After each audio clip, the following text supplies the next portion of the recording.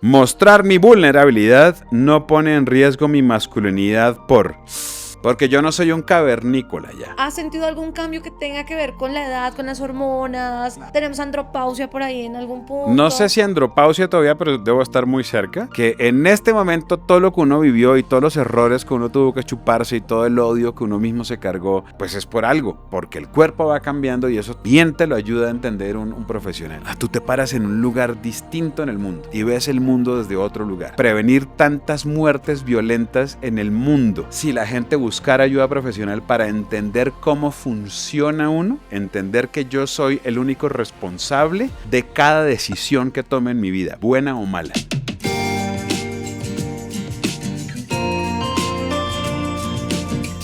Como siempre es un gusto darles la bienvenida a este podcast de Querernos Bien con Colmédica, un espacio donde ustedes pueden sentirse seguros hablando de lo que pocos hablan y es acerca de la salud mental. Hoy hablando un poco de lo que sienten los hombres y por eso los invitamos a todos ustedes a que compartan este episodio a través de sus redes sociales, a través de Spotify, a través de YouTube, porque lo que viene seguramente va a ser de mucho interés. Hoy el invitado es Diego Camargo, pero quiero que sea él quien se presente porque sé que tiene mucho para decir. Diego, Hola bienvenido. Dianis, gracias. Primero que todo, gracias por darme la oportunidad de hablar, porque ni mi novia me permite. Entonces estar aquí para mí es muy importante. Si te pudieras presentar en este momento con toda la audiencia de Colmédica, ¿cómo sería? De hecho, ahí tienes la cámara, así que Ahí adelante. está, bueno, pues soy Diego Camargo, soy comediante, pero realmente comediante es las cosas como las que nunca se me ocurrieron en la vida hacer. Empecé siendo cuentero. Realmente mi trabajo, soy periodista, pero estudié dirección de cine y televisión y he sido director de cine y televisión y la verdad es que el trabajo que nadie sabe porque soy solamente de cuerpo, soy modelo de ropa interior y eso es la mitad de las cosas que han visto de ropa interior es mi cuerpo. Ah, perfecto. Perfecto, nos encanta. Diego, bueno, vamos a hablar durante este episodio de este podcast acerca de la masculinidad y acerca de la salud mental y lo difícil que van esas dos cosas de la mano. ¿Mm? Sí, ¿Preparado? sí, ya me acomodo ahora sí. Bueno, Sí, pues señora. entonces empezamos con la primera pregunta que de hecho se las planteamos a todos ustedes ahí en casa y que va a ser con la que queremos arrancar justamente esta conversación y es, ¿alguna vez has sentido que no puedes expresar quién eres realmente o el estado de tu salud mental por miedo a cómo te puedan ver los demás y a percibir tu masculinidad? Yo creo que toda la vida. Al igual que, que el 95% de los hombres de la humanidad, porque estamos programados para ser los machos proveedores, los que cubren todo, los que están resolviendo todo. Pero además es un tema de evolución. Desde que éramos cavernícolas, el macho era el que salía a buscar la presa y entonces estaba enfocado en una sola cosa, ¿no? Veo el mamut, persigo el mamut, mato el mamut, llevo el mamut a casa. Las mujeres eran recolectoras que quedaban a cargo de la comunidad, tenían que buscar, por eso ven colores. Una cosa así de sencilla, porque una mujer diferencia tantos colores. Los hombres solo diferenciamos 7 colores. Blanco, negro, amarillo, azul, rojo, morado y morado oscuro. Las mujeres todos porque veían si la fruta estaba madura, si podía ser venenosa, veían más alrededor, conversaban entre ellas. Los hombres teníamos que estar callados porque íbamos tras una presa. Y siempre la competencia del dueño de la manada, pues del líder de la manada era quién es el más hombre, el que menos debilidad demuestre. Entonces, nosotros estamos peleando en una humanidad mucho más libre, con millones de años de evolución, por lo menos con 1 millón de años de evolución, que es lo que tiene el Homo sapiens sapiens.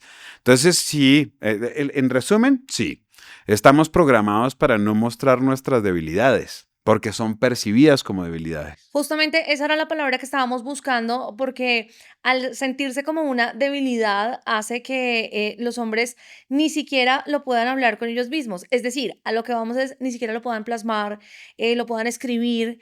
Y pasa en muy pocos casos que alguien tenga la posibilidad de expresar, así sea a través de un texto, a través de un escrito, lo que va sintiendo. ¿Alguna vez has sentido esa relación difícil entre el cuidado de la salud mental y esa debilidad o eso percibido como debilidad? Sí, claro. Hace muy poco, yo ya tengo 50 años y creo que he tenido una vida que a mí me ha hecho, me hace sentir satisfecho. He hecho las cosas que he querido hacer, sigo queriendo hacer cosas.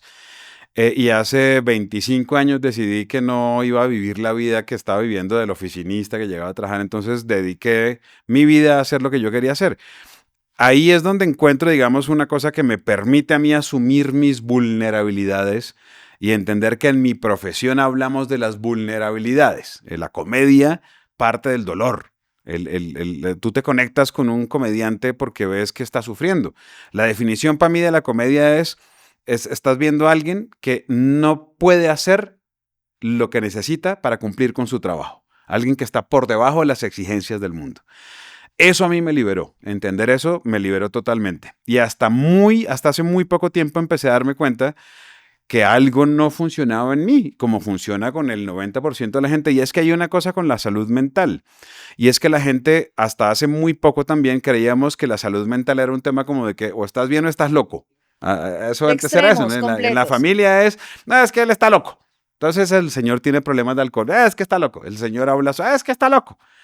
Y uno debería ir tanto a su psicólogo o a su psiquiatra como uno va a su médico. Porque la salud mental es el 50% o más dependiendo de cómo estés mentalmente estable o inestable o tengas una neurodivergencia o lo que pase. Deberías ir muy seguido a eso para tener cuidado de ti mismo. Y yo creo que estamos muy programados en estas sociedades a estar pendientes de lo que exigen de nosotros, de lo que nos pide el jefe, de lo que nos pide el público, de lo que nos pide la pareja, de lo que nos piden nuestros papás, y mucho menos de lo que nosotros realmente queremos fijarnos en nosotros. Entonces el cuidado pasa a un segundo nivel. Ese momento en el que Diego Camargo dice, bueno, estoy empezando a sentir cosas que no son normales, o por lo menos no son las que percibo normalmente en mí, y va a revisarse con un profesional, que además es la invitación que siempre hacemos aquí a través de Querernos Bien con Colmédica, buscar ayuda profesional Tal cual. y no sentir absolutamente nada por buscarla. ¿Con qué se encuentra? Yo lo encontré a través de una depresión. Nunca me había sentido deprimido en la vida. Pero yo me separé no mentiras, me separé hace casi 4 años, me divorcié hace 3, porque esos papeles son un complique. Y cuando me separé, entré en una depresión profundísima sin saber que estaba deprimido. Trabajé con una psiquiatra, hicimos una terapia de psiquiatría. Y empecé a descubrir que había cosas que yo sentía de mí y que la gente que no tiene neurodivergencias lo cataloga como algo malo de ti, ¿no? Es que usted es desatento, es que a usted no le interesan las cosas de la casa, a usted no le interesa nada. Y yo siempre me había sentido responsable, me había sentido además muy frustrado por no poder cumplir con lo que se suponía que era mi papel como esposo, papá, hijo, hermano, amigo, jefe. Y a través de esa primera terapia, que solamente la encontré gracias a una depresión profunda, empecé a descubrir que había cosas que no me hacían malo o bueno, sino diferente. Y empecé a buscar y a buscar otros especialistas, siempre buscando ayuda profesional. Y terminamos descubriendo que tengo unos trastornos, digamos, cerebrales, pero que además yo no podía controlar porque son cosas con las que viene el mundo, con las que vienes tú desde chiquito. Es decir, no es algo que, como la depresión, se haya detonado No es mi culpa. por una situación, sino que ya venía. Lo que me ayudó además a encontrar la ayuda médica es descubrir por primera vez que no era mi culpa, porque toda la vida cargué con la culpa. Incluso la gente que tiene depresiones continuas se sigue sintiendo culpable, porque lo primero que le dice todo el mundo es, ¡ay, tan bobo! Póngase feliz, no Párese, esté triste, camine, salga. métale voluntad. Sí, pues lo mismo. Yo fui obeso 20 años de mi vida y le decía a todo el mundo a uno, ay, pues ya, deje de comer.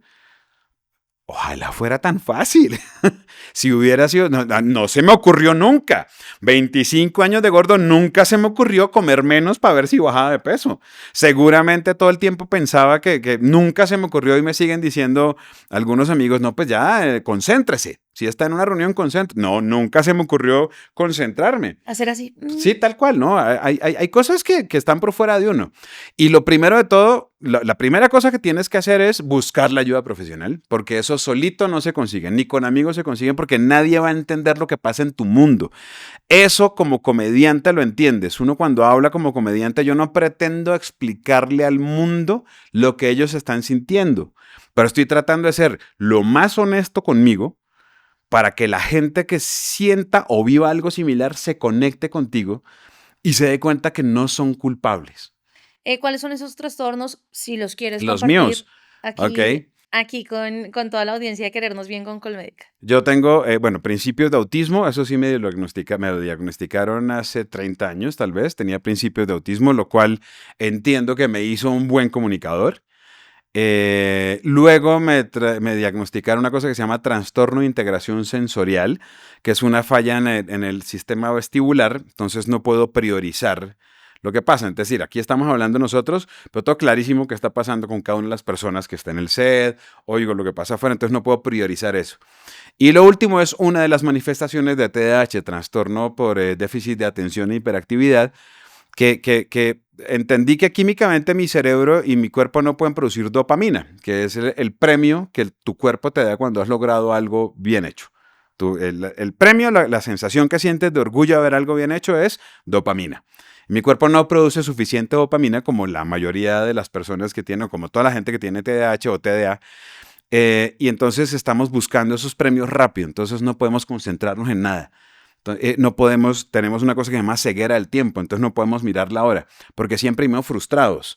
Somos la gente que le dice a uno, tienes que entregar el proyecto a las 6 y uno se levanta a las 6 de la tarde, uno a las 9 de la mañana está diciendo, bueno, me voy a sentar a trabajar. Y no se sienta a trabajar a la preocupatorias y dice, bueno, primero Facebook. Entonces uno mira Facebook y en el Facebook ve un video de gatitos. Entonces empieza el de gatitos y de pronto ves un gatito que está sacando un pescado y dice, uy, ahora quiero ver pescados. A las 12 del día dices, trabajar, trabajar, trabajar. Y así te vas todo el tiempo. Y a las 6 de la tarde dices, no logré un carajo, te sientes frustrado, quieres acabar, quieres que el mundo se acabe ya. Dices, mañana me concentro y al otro día se repite el mismo patrón. ¿En qué momento se da cuenta Diego Camargo que hay que priorizar la salud mental? De nuevo, viene con los momentos. Yo duraba, los últimos 20 años de mi vida han sido de giras, ha sido recorrer Colombia, muchas veces también el mundo, cumpliendo con calendarios, shows, entrevistas, tal. Hace, cuando yo empecé mi nueva relación, que además mi pareja es mi manager, ella me dijo, desacelera tu vida. Y empezamos a tomarnos el tiempo de hacer las cosas, de encontrar tiempo para nosotros. Yo creo que hace un año, 2 años que llevamos juntos, que empecé a desacelerar. Empecé a descubrir también que podía haber premios y felicidades en las cosas más chiquitas, en no tener que estar corriendo y respondiéndole todo a todo el mundo todo el tiempo. Y en, e- Ahí fue. en ese momento de priorizar la salud mental, ¿importó en algún punto el ser hombre? Es decir, en ser del género masculino y decir como, hey, tengo que prestar atención a esto, pero ¿qué dirán si se dan Pero es que igual cuenta? yo soy el proveedor, igual tengo compañeros comediantes que siguen dándole, que siguen girando, que siguen viajando, que siguen haciendo todo lo que quieren. Y la explicación a que uno esté quietico es que usted ya está viejito. Entonces por eso está desacelerando, ya no aguanta tanto. Y sí, ¿no? Tiene razón, puede que sea por viejito, pero de pronto es que ya no quiero aguantar tanto. Ya no quiero estar 5 días por fuera haciendo todo. Claro que para mí, entendiendo ya cómo funciona mi cerebro y el TDAH es una distracción. Entonces no tengo que pensar en mí. Estoy pensando en pruebas de luces, en escenario, material, cena con el cliente. Entonces cuando por primera vez me enfrento a tener tiempo para mí mismo, y conmigo mismo, es cuando me empiezo a sentir realmente liberado, porque mi cerebro ya no tiene distracciones y me doy cuenta que mi cerebro no funciona mal, funciona distinto a otros cerebros. Eh, y es cuando digo, pues no es que sea viejito, es que hoy sí me quiero, hoy sí me Oh, quiero. qué lindo eso, Diego, y gracias por compartirlo acá, porque eso es lo que queremos, ¿no? Sentir que este es un espacio donde ustedes están seguros para Seguros. contar de alguna manera esas partes vulnerables de su historia. Y por eso te quiero invitar a una dinámica rápida donde solamente estas respuestas se van a poder contestar con sí o no. Ok, Vamos a ok. ver, vamos Esperemos a que mi cerebro funcione. que no se vaya a Sí, quedar señora. pensando mucho en Usted ningún lado. manda, usted Vamos manda, usted manda. entonces. Sí. ¿Crees que es difícil para los hombres hablar de sus problemas? Sí, totalmente. ¿Piensas que la sociedad confunde la fuerza con la falta de emociones? Sí, también. ¿Te ha costado ser vulnerable como papá? Antes sí, hoy no tanto. ¿Crees que la masculinidad tóxica es un problema real? Sí. ¿Te sientes más cómodo hablando de tus emociones ahora que a los 30 años? Sí, ¿Has usado la neurodivergencia como material para comedia? sí.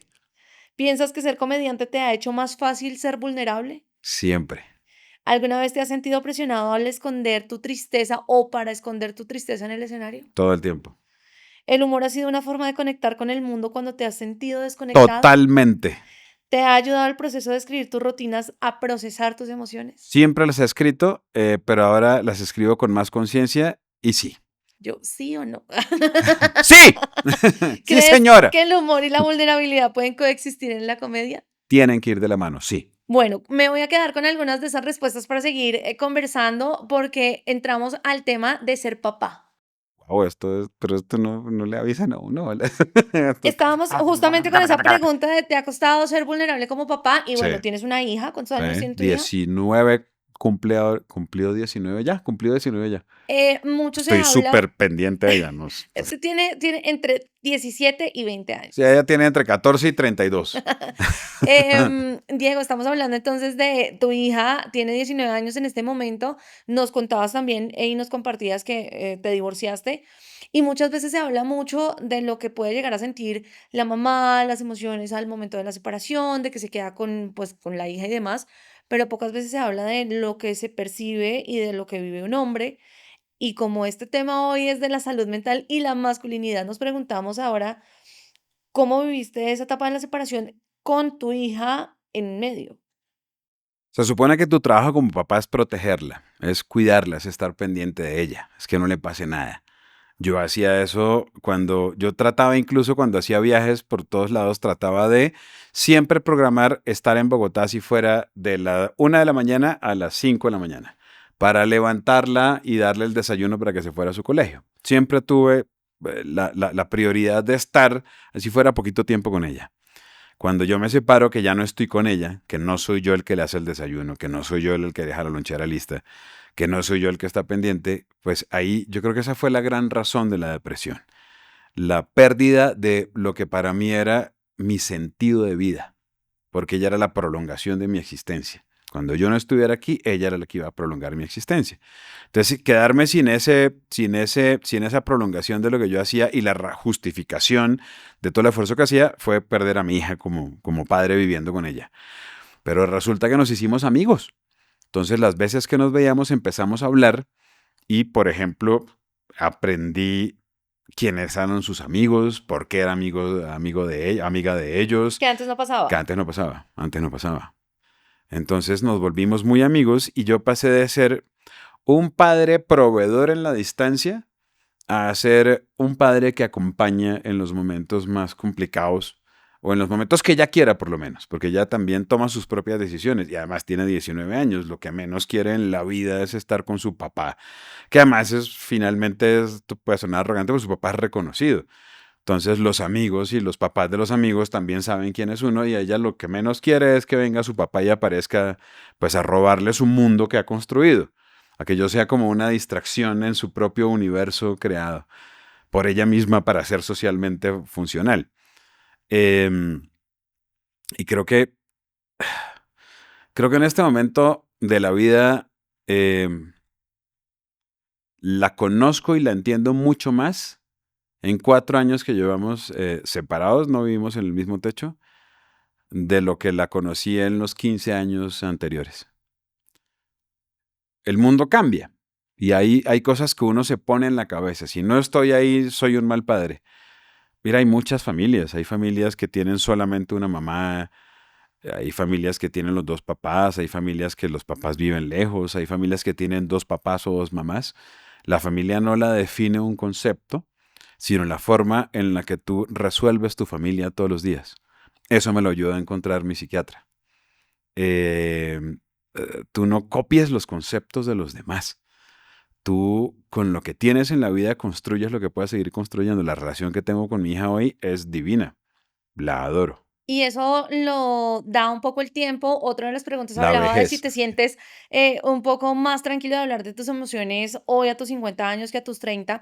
Y ya que tocamos el tema de la edad, tú me dices hasta dónde me permites ir Yo hasta donde quiera, mami. con el tema. Igual mi Y novia es está ahí, entonces no vayas muy lejos. Es el tema hormonal. Sí. Muchas veces se cree que el tema hormonal solamente es de las mujeres.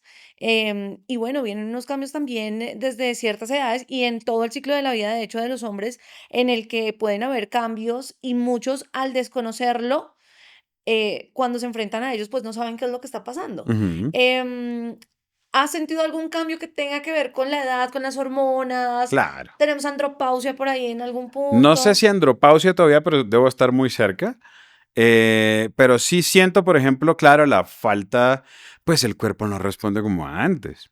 Es decir, lo que te digo, yo podía estar girando 4 días por semana durante 3 meses, paraba un mes y seguía 3 meses más, así vivía mi vida. Hoy no aguanto eso. Hoy tengo un bar y al bar voy pues antes podría estar en ese bar todos los días de la vida. No, ya hoy voy una vez cada 15 días. Antes podía quedarme hablando con mis amigos, hoy me aburro muy temprano. Entonces sí siento que obviamente hay un momento en el que no tienes esas hormonas que te obligan a seguir adelante. Las hormonas finalmente además te mantienen competitivo. Es testosterona. Claro, claro, exactamente. No tengo testosterona al nivel que tenía antes, no, seguramente no. Pero de alguna forma va entendiendo uno por qué a los viejos los ven como los sabios, porque ya lo que tienen es más sabe el diablo por viejo, madre. Entonces uno empieza a pensar que en este momento todo lo que uno vivió y todos los errores que uno tuvo que chuparse y todo el odio que uno mismo se cargó y la frustración, pues es por algo. Y que eso se lo puedes legar a alguien, así como mi abuelo me da consejos, como mi papá me da consejos. Yo hoy soy el idiota que ya empieza a darle consejos a las personas, a los amigos, a los comediantes. Ahorita estoy volviendo a hacer comedia en los peores chochales de comedia que se te ocurren. Y me siento con comediantes nuevos y me siento y empezamos a hablar de comedia. Les digo, desde mi punto de vista, haga esto y haga esto. Y ya me siento, es eso, como un viejo harto, cansón. Compartir con nuevas generaciones, Rarísimo. también permite de alguna manera darles a conocer que eso que quizás tú ya sabes que tienes, porque además estás diagnosticado por un profesional, pues es algo normal que otra persona quizás que admiran, pues lo tiene. Sí, Y siento que esos puntos de referencia son los que son sí, importantes claro. que otros hombres tengan para decir, hey, si él está hablando de eso, pues quizás yo también lo puedo hablar. ¿Sientes que desde esa posición has podido hablar con amigos un poco más de, hey, puede ser por este lado, lo que te puede estar pasando es, hormonal, o puede ser, ve al psicólogo, al psiquiatra? ¿Te sientes un poco en ese papel ya que lo Sí, conoces? totalmente. Además, tengo dos amigos que son tan idiotas como yo. Somos amigos hace 35 años, tal vez. Y ya las conversaciones nuestras son rarísimas. Pero seguimos hablando y estamos hablando de eso, de la necesidad de darnos cuenta que la vida la veíamos desde un punto de vista totalmente distinto. Somos amigos desde los 16 años. Y hay una cosa que pasa cuando hay comunidades de hombres cerradas y es que uno sigue midiéndose con el momento más alto físicamente de su vida porque sigue habiendo competitividad. Podríamos ser los mejores amigos del mundo, pero seguimos siendo hipercompetitivos entre nosotros. Nos podemos entender, claro, y hablamos de cosas lindas, pero sigue habiendo una competitividad profunda. Y hasta ahora estamos admitiendo que ya no somos esos muchachos de 16 años que se escapaban de la universidad, que se iban a caminar horas a buscarse solamente un café o una amiga, ya no nos robamos las novias como lo hacíamos en esa época. Entonces, entender que hay un punto, hay en algún momento, porque el cuerpo va cambiando y eso también te lo ayuda a entender un profesional. Tú te paras en un lugar distinto en el mundo y ves el mundo desde otro lugar. Puede ser más arriba en la montaña, más abajo en el valle, dentro del río, en el mar, donde sea, pero ver el mundo desde otro lugar, hay dos formas de aceptar eso. O lo tomas mal, ya no veo el mundo como lo veía antes, o decir, qué bonito el paisaje desde acá. Y creo que la felicidad y la salud mental consiste en eso, en entender que pase lo que pase, no depende de ti. Aquí dimos 2 preguntas y sentí que hubo algo ahí y es, em, ¿piensas que ser comediante te ha hecho más fácil ser vulnerable? Y después, ¿alguna vez te has sentido presionado a esconder tu tristeza en el escenario? Y la respuesta a las 2 fue sí. Sí, claro. Entonces, ¿cómo ser comediante te permite ser vulnerable, pero al mismo Ya ahí tiempo va. has tenido que Sí. esconder tu tristeza? La comedia se trata de la vulnerabilidad, de hablar de lo que sientes, pero estás en un show en el que la gente ha pagado dinero, entonces no puedes perder el control del show. Es lo mismo que pasa cuando los cantantes están en un escenario, que les dicen no te emociones mucho porque pues, simplemente no puedes controlar tu voz. En el show yo hablo de mi vulnerabilidad. La toco porque es el material que permite hablar de lo que yo hablo. Hablo de lo feo que me ha pasado en la vida, las cosas que me duelen. Pero si me entrego muchas mis vulnerabilidades en un espectáculo en vivo en el que pueda haber entre 300 y 5,000 personas que han pagado una boleta, empiezas a perder el control del show y uno no está solo en un escenario y usted lo sabe más que nadie. Detrás de uno puede haber 40, 50 personas que han estado trabajando todo esto para que el show sea el rey. Entonces no puedes permitirte en un show entregarte a quebrarse. No puedes quebrarte en un show, porque probablemente no tengas cómo volver a tomar el control y las riendas del show. Entonces hay una cosa que son los shows en vivo. Un show de stand-up comedy en vivo no puedo permitirme quebrarme. A la hora de hacer comedia, de escribir comedia, de ensayar comedia, tengo que quebrarme. Es decir, que esas rutinas se han escrito con llanto, se han escrito Claro. con risas, se han escrito con Con todo. introspección. Pregúntale a mi novia y a la asistente de ella, cuando yo estoy escribiendo la rutina, todo el tiempo me río y yo mismo me digo, ¡qué idiota! Y sigo escribiendo y a veces me quedo callado, me quedo así un rato y luego vuelvo a escribir porque tienes que pasar por todas esas emociones. Eso lo dijo Hemingway. Uno no puede escribir nada que no sienta. Entonces hay que sentirlo todo. Pero a la hora de publicar, pues tiene que estar editado perfectamente. Estábamos conversando hace poco con personas del set, además ¿Quién? ¿Quién? por un comentario que nos dejaron en redes sociales, y es que para los hombres en ese ámbito de la masculinidad, la única emoción que sienten que es válida expresar es la ira, como canalizadora de todas Sí, las claro, emociones. claro, claro, Y quería claro. preguntarle a un hombre si siente Sí, que es así. claro, uno pasa de 0 a 100 en 2 segundos. Pero puede que la razón de ese 0 a 100 sea tristeza, pero la Claro, manifiestan con ira. la manifestación más sencilla por un hombre es la ira, porque es un rampage, o sea, te vas, en español sería así, es una explosión de testosterona, de masculinidad. ¿Qué hace un hombre cuando se siente agredido? Responder. ¿Qué va a hacer o qué va a hacer ahí? Hace el carro pichurria y se baja con la cruceta, porque la única forma que podemos permitirnos perder el control es con la ira. Uno no, si no lo cierra un carro, no dice, ¿por qué me estás haciendo eso, bobo? Porque te sientes vulnerable y débil. Un hombre preocupado también se va por Pues la ira. sí, claro. Un hombre preocupado, wow. No, ahí se abstiene. Yo creo que cuando uno está preocupado, uno lo que hace es guardar silencio y esconderse. Mira que tú sabías, uno de chiquito sabía que el papá estaba preocupado porque uno no lo veía. Se paraba temprano de comer, terminaba de comer rapidito y se iba. Y uno dice, Entonces, ira, aislamiento aislamiento. y huir. Aislamiento es huir, es lo mismo, te aíslas o huyes. Pero mira, ¿sabes cómo, cuál es el trabajo de la adrenalina en el cuerpo? ¿Es lo que te da la fuerza o lo que te hace correr? Son las dos emociones que manejan los hombres. O arremetes, embistes o huyes. ¿Qué haces cuando uno está en riesgo? Le digo que yo he sido víctima de atracos. Yo tuve un atraco que fue famoso. Había 5 tipos con pistolas.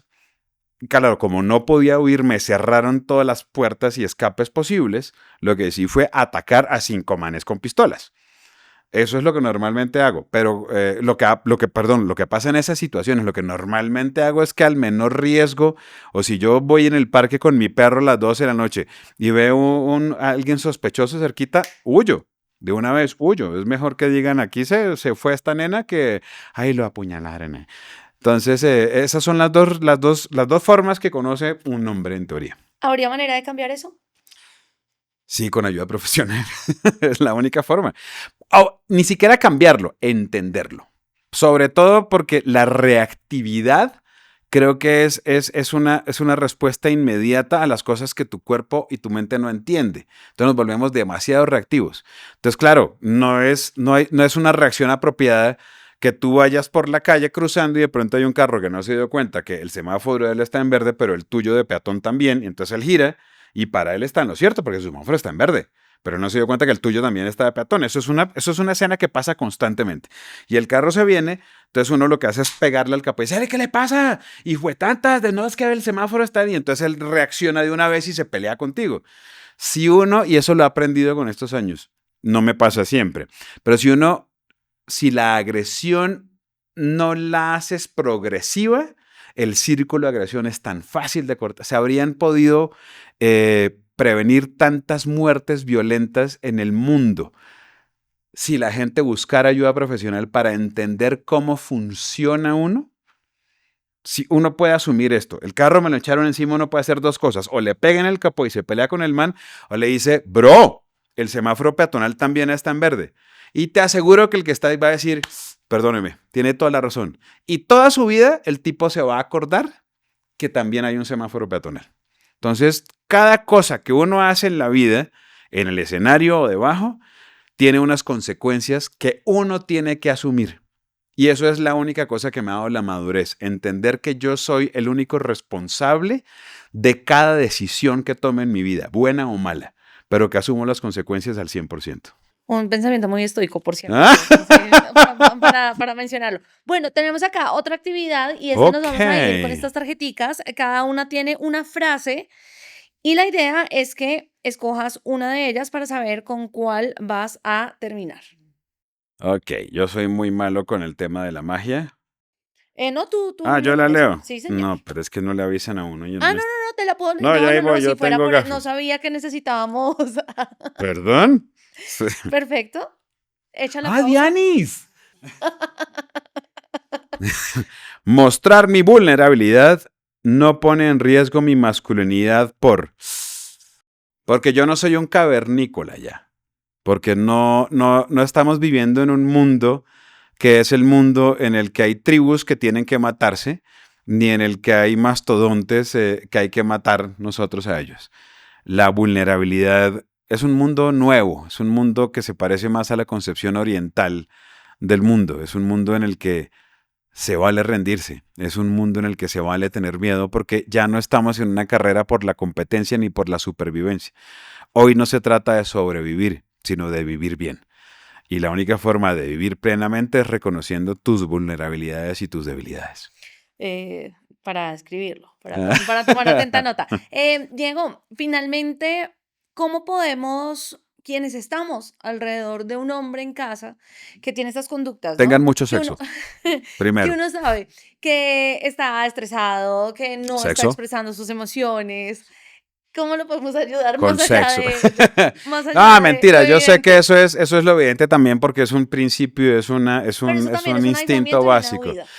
Sí, pero también la intimidad te permite entender cosas en las que no existe un lenguaje verbal. ¿Me entiendes? O sea, hay varias formas de comunicación. La intimidad es una de las fórmulas, de las formas más honestas de comunicación. Porque estás hablando y contando y compartiendo mucho más de lo que compartes con el resto de la humanidad, digamos. Esa está clave. Sí, ya. Superando eso, digamos, ya Ajá, de eso, tomando digamos, no nota. tenemos sexo, bien, está bien. Yo creo que sí hay que ponerse porque esto no es una cosa que pueda salir sola. Para eso existe la ayuda profesional, eso te lo existe. Si estás en pareja, pucha, hay profesionales expertos en manejo de parejas. Hay, de hecho, terapia de pareja, así de sencillo. Y consiste todo en crear horarios. O sea, nosotros tenemos, así como la hora del gimnasio, ¿entiendes? Esto no es una cosa que uno diga, va a pasar. No, cuando me dé la gana, cuando yo me sienta feliz, voy al gimnasio. Eso no va a pasar. Tienes que ser disciplinado. Y uno con su pareja se siente y dice una vez por semana, a las 6 de la tarde puede ser un jueves, un viernes, que tenemos un tiempito libre, o un domingo, nos vamos a hablar los dos, pero así en paz, aquí no hay pelea. Ahora, eso en el papel está divino, ¿no? Hacerlo Sí, realidad sí, es sí, muy sí. complicado, pero no tengan miedo a fallar, porque es que nada sale perfecto al primer intento. Y Eh, las cosas que valen la pena fallan y fallan y fallan y fallan y fallan hasta que quedan a la medida que es. Como papá, Ujú. si tú estuvieses todavía viviendo, conviviendo con tu hija y ella notara estas, bueno, lo que digamos que ya estás diagnosticado, pero si notara una depresión, una tristeza, ¿cómo, cómo como hijos podemos abordar a nuestros papás también para saber qué les está pasando? Porque está bien, esta generación está avanzando en los temas, estamos hablando cada vez más de salud mental, pero todavía cuesta un montón. Es muy difícil porque los hijos tienen que hablar con una figura de autoridad. Y para el esquema social construido en el que los padres, y sobre todo el padre, es autoridad, a mí me enseñaron lo que su papá dice es lo que se hace. Y si su papá lo dice, pues es como es, porque él era el que hablaba para siempre. Entonces, en ese esquema autoritario, en ese esquema casi militar vertical, decirle a un papá, tienes un problema, es casi que una afronta. Entonces yo creo que uno de los caminos es, y eso es también terapia de familia, eh, buscar espacios seguros, lo que tú decías. Cuando haya espacios seguros en los que podemos hablar todo sin que haya una respuesta reactiva, estás abriendo un camino y un universo que no sabe sus ramificaciones. Estás dando la oportunidad a la gente de compartir. Eso es lo que yo trato de hacer en los shows de comedia. Bueno. Darles un lugar seguro. Y en familia, eso es el mejor escenario. Porque la familia es el núcleo de todo. Nos has dado grandes consejos en este podcast, pero si pudiéramos quedarnos con uno, justamente que tenga que ver con la masculinidad, que tenga que ver con que los hombres expresen también sus emociones y las dejen fluir, ¿cuál sería para que podamos cerrar con ese tip o con ese consejo? Hágase la vasectomía a los 14. Muchas, No, mentiras, no. muchas gracias. Hasta aquí No, su... no. No, yo creo que, no, y de verdad, no tengan miedo de tener miedo. No tengan miedo de ser vulnerables, no tengan miedo de parecer débiles. Porque las personas, en el fondo, y si estamos buscando los criterios sexistas, machistas, las personas más potentes y fuertes de la historia son las que pudieron superar sus debilidades y las que nunca tuvieron miedo de mostrarle al mundo sus debilidades. Si me preguntas a mí quién es una historia masculina perfecta, para mí Winston Churchill, James Hetfield, el vocalista de Metallica, y son gente que no tienen ningún problema en hablar de sus debilidades. Son tan poderosos que no tienen problema en ocultar lo que les da miedo. Tan poderosos como Diego Camargo en este capítulo de este podcast de Querernos Bien con Colmédica, tenemos un detalle ¡Ay, de mira! parte del ¿Tú que me equipo. decías que no iba a valer la pena venir? Queremos, por Mentira, será favor, un que chiste. leas los mensajes que Ok. tenemos para que nos digas también qué piensas alrededor de ellos. Nuevamente, tenemos que hacer la pausa Ahí va, ahí respectiva. va. ¡Wow! Menos perfección, más autenticidad. Esto es divino. Esto es divino. No tenemos que ser perfectos. La perfección no existe, es un concepto falso. La perfección no existe. La perfección es la suma de muchas imperfecciones. Ay, no, es que todos estamos tomando nota, ¿cierto? De todas las frases que nos ha dado Diego. Querernos bien. Puedes, Esto es puedes, Concord Médica. puedes Esto es. abrirlo, puedes sacarlo. Ah, ¿se puede? Claro, Oh, no porque me toca volverlo ahorita. O sea, No, ¿de no, no, verdad me no, lo puedo no. llevar? Este no. ¡Mira! Estaba buscando esto hacía rato. Chan, charán. Mira, ¿cómo se llama esto? ¿Un hoodie? Ajá. Un hoodie. Mira. Y tenemos el mensaje de sé tu propia inspiración. Wow. Lo voy a seguir. Por Voy a favor. inspirar a mí mismo. Y Y el final, tengo mi mug. Aquí está. ¿qué dice? ¿Querernos bien? ¿Qué? Sí, querernos bien. Y aquí soy la historia que quiero contar. ¡Wow! ¿Qué es esto? Soy la historia que quiero contar. Esto soy yo. Esta es la historia que yo quiero contar. Gracias, Colmédica. Ay, muchas gracias, Diego, por habernos acompañado, por estar con nosotros. Y a todos ustedes, recuerden que pueden dejarnos sus comentarios en cada uno de los capítulos, que nos encantará, por supuesto, leerlos a todos. Y además de eso, recuerden que tenemos episodios de estreno todos los martes. Así que nos vemos en el siguiente. Ya, mira, así. Nos vemos en el siguiente capítulo de Querernos Bien con Colmédica. Ha sido un gusto acompañarlos. Recuerden suscribirse y comentar. Chao.